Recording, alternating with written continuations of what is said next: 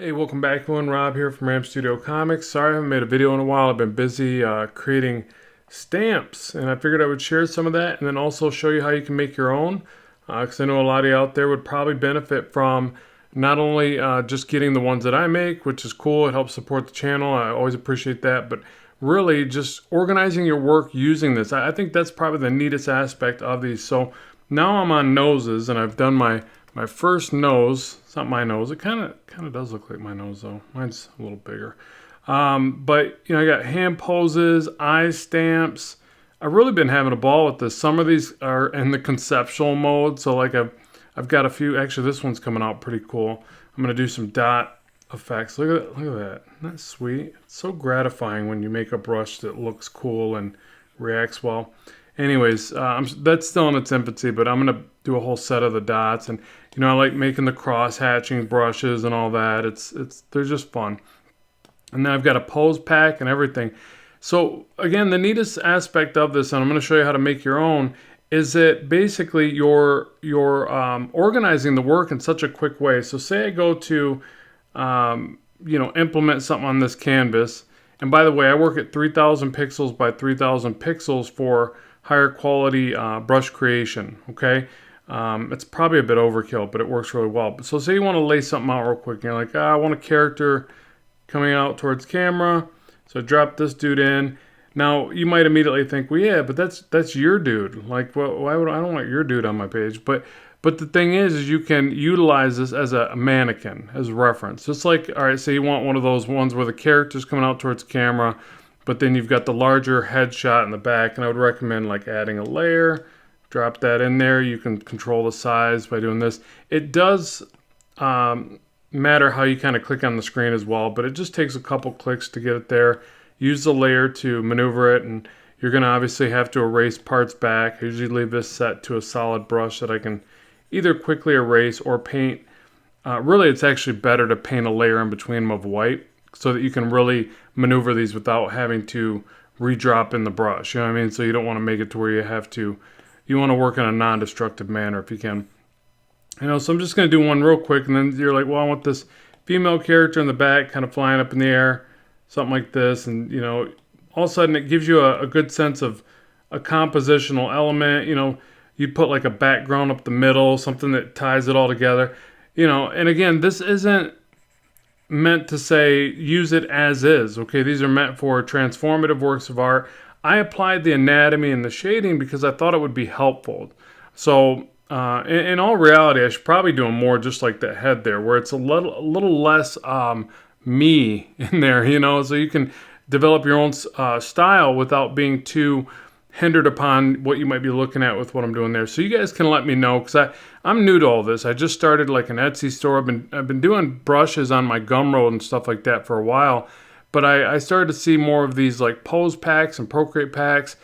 Buddy of mine, Chris Scalf, had mentioned them, and I just thought, what, maybe I should delve into this a bit. And then I just started having a blast with it and seeing the potential of it. Okay, so say that this right here was a quick composition. And again, used as reference. I want to stress that. I really think that's important so that you keep growing and developing your own skill set. But now say, again, you're not into using these of mine. This is still a great opportunity for you to do with your own art and to share it and to, put it out there on markets and things like that if that's something you want to do.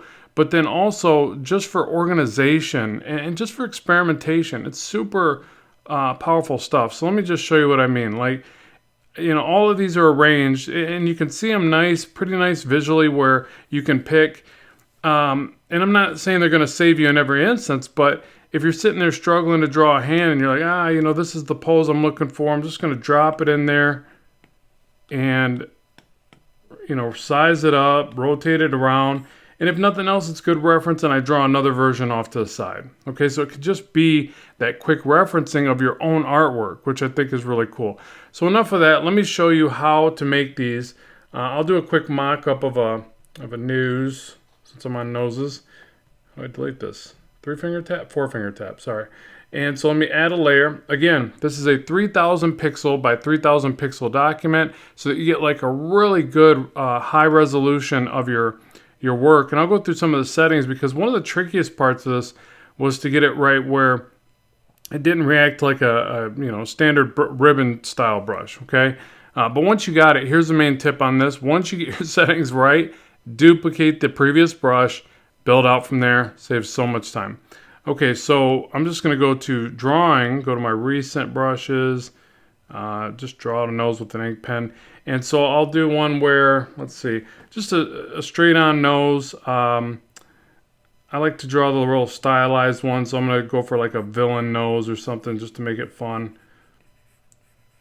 I'll have like one nostril up higher.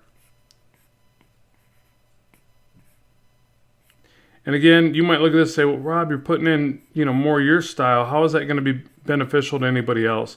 Again, I would say, just like anything else, when you look at somebody's style, when you take notes from it, and then you redraw it in your own version of that, it's kind of similar to that. For me personally, I don't know. I don't do realism as well, so I don't know that realism should be my approach to stuff like this. Like all my stuff so far has been a little more stylized, so I just kind of roll with that. So I'm going to do this big, wide bridge. It's kind of like a front shot of the one I just drew, really. One nostril up, because, if nothing else, you could take a brush tip like this. I don't want that side. You could just cut it down the middle, flip it, or, just redraw it without the nostril up, right? It's not like it's that complex, even though noses can be a little bit difficult at times. I'll put like little details around the nose. I think that would be helpful in a brush tip. And so what I think is cool about this too is, after a while, you're just going to sit there and say, I don't draw noses like that anymore. I would have made this choice instead of that choice. And then you make a new one and you replace it or something like that. Yeah, I don't know. I think it's just insanely effective. So now I'm just going to go through and ink this. And I should probably keep the rendering a little bit light, since it is going to be a brush tip. And rendering, you can always, it's going to be based on how you feel that day, right? So some days I'm rendering like really loose and messy. And other days I'm trying to render tight, clean, cross-hatching. I think it kind of goes with the mood, like anything else in art. But yeah, so let me get this in place for it. And I could really just do it based on the art here, because it's not like you have to see me do a completely finished piece of clip art, or whatever you want to call it, stamp art. I could just show you the techniques, but I might as well show you exactly how I do it. So I clean it up like this. I could probably use my selection tool to speed up parts of this, but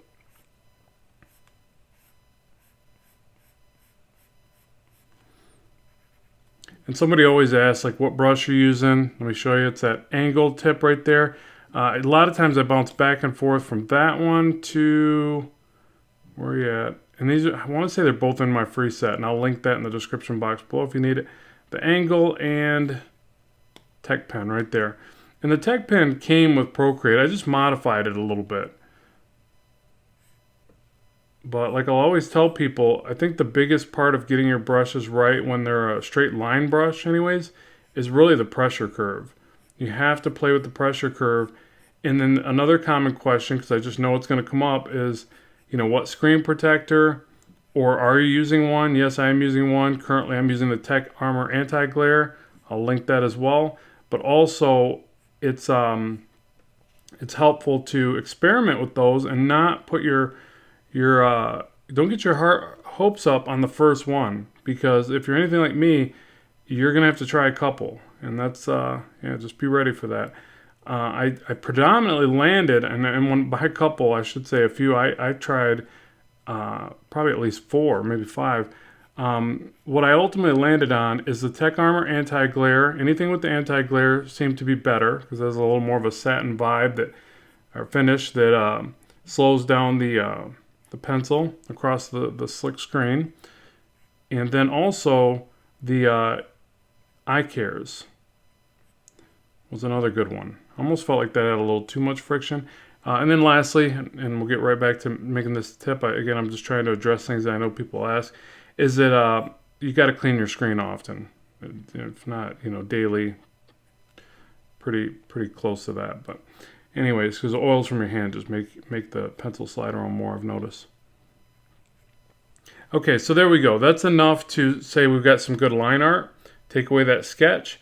I also like to introduce some quick grayscale, so I'll show you how I do that. You see my line art's less than perfect. I usually go back and touch it up one more time. So for this grayscale effect, I just take my freehand selection tool and draw out, I didn't like that last part, draw out the shadow, something like this. And then I take a soft airbrush, shadow brush, scale it up. Oh, that's a bit heavy. Start it off lighter. And just slowly add some gradation. Again, I don't know if this is going to benefit people. I try to think of these brushes in terms of, you know, what way do I want to use it, and would this benefit me? And I think it would. So I like it, but some people might say, no, it's a distraction. We just want the line art. I don't know. Again, I'm kind of new to this part of doing things, so I just make stuff and then I listen for reviews and people's comments and go from there. Something like that. And really, at this part, I should be looking at reference. Also, I probably should have did that angle that comes out like this. So let me see. Maybe I can still add that in. You know what? I could probably add it right through this anyways. Let's do this. So what I mean is the nose, you know, obviously comes up back towards the face, right? And there's kind of like this triangular shape like this. I don't know if you call that a triangular shape like that. It does something like that. But what I was trying to convey over here is more the drop shadow or the cast shadow. I don't think that's the right shape. And that's really where, you know, reference is always a good thing. I think I like that better. Yeah, let me go back and do that a different way.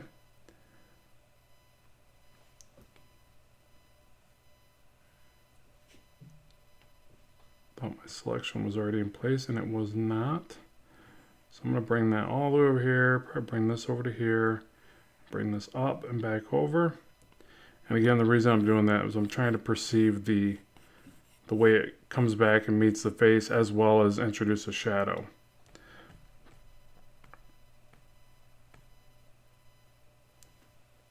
You know what? I feel like that's just too distracting though. Let me go back.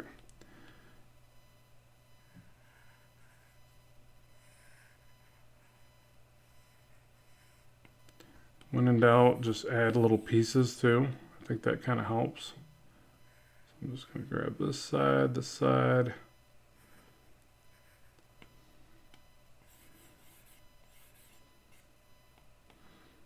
Okay. And then I also like to add like little bits of shadow around the very edges.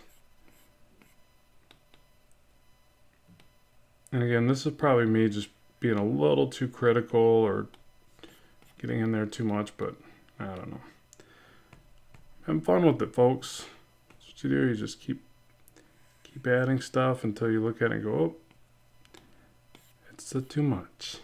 It's too much. Now I gotta go back.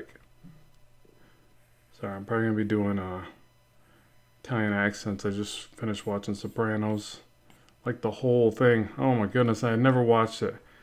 Italian guy, I never watched Sopranos. I'm kind of ashamed of myself. It was amazing.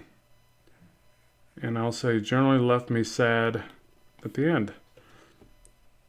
Yeah, really compelling story. If you like gritty stuff. And then now, Last of Us, just watched the first episode of that. And yeah, pretty amazed by that. I'm pretty excited to see where that goes. So yeah, anyways. So there we go. And I could just keep going. I'm going to leave this right about there. It doesn't need to be super refined. I think that's pretty good. But I'll probably go back. You'll probably see if you end up seeing this set, I'll probably end up going back and add more because it's just the way I do it. But so what I do here now is I just take these, scale them up because I want them to be, I want to take advantage of the 3000 pixels by 3000 pixels because I'm trying to make these as good of a quality as I can. And then I will go to Share PNG and I will save that to the iPad. Okay, there's probably another way to do it. That's just the way I do it.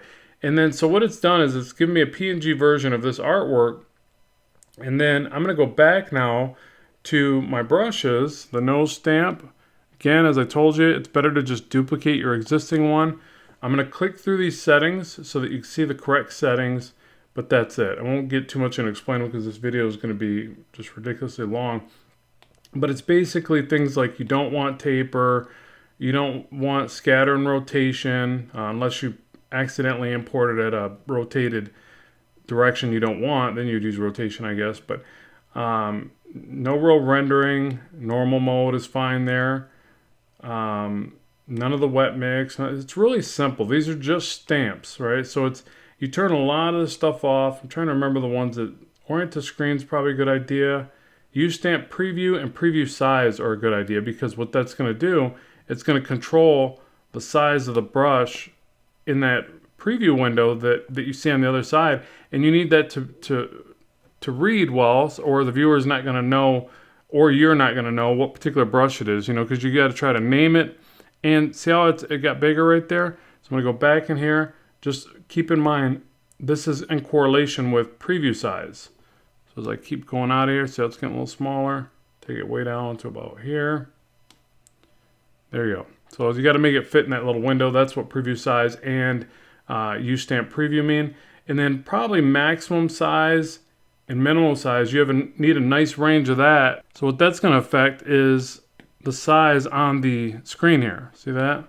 So that's your slider. So you do need that to be set properly. I usually crank it up on the one and pretty low on the other. Opacity shouldn't matter. They can control that to the layer level. And that's really it. And make sure to name your stuff and give it a little signature. It's kind of fancy. All right, so now I can drop that in. Oh, let me add the actual brush, forgive me. So we're gonna go to shape. That's the previous brush. We don't want that. We're gonna go to edit, import from photo, because I saved it to. Now, keep in mind, you can save these wherever you want, in the folders, on the device, Dropbox, various ways to do this. I'm just gonna go import a photo. Pick that from my photo library there. Hit done. And there we go, just like that. We've got this brush. And we've got this brush. So you see how it's kind of a big nose there. But you see how easy that is? And all of a sudden you've got some really good source material, some good reference. And if you got any questions, put them in the description box below, and I will make sure to comment back and try to help you out. It's a really fun way to work. And again, name them and organize them. You organize them by folders, as you can see here, which makes them really quick and effective for piecing together stuff that you might need in a tight spot. Again, sort of like clip art. And if you want to check out the brush packs I have, you can get all my digital content on both my Gumroad and on Etsy. So there'll be links in the description box below for that. And I appreciate the support of the channel. Good luck with the art, and I will talk to you soon.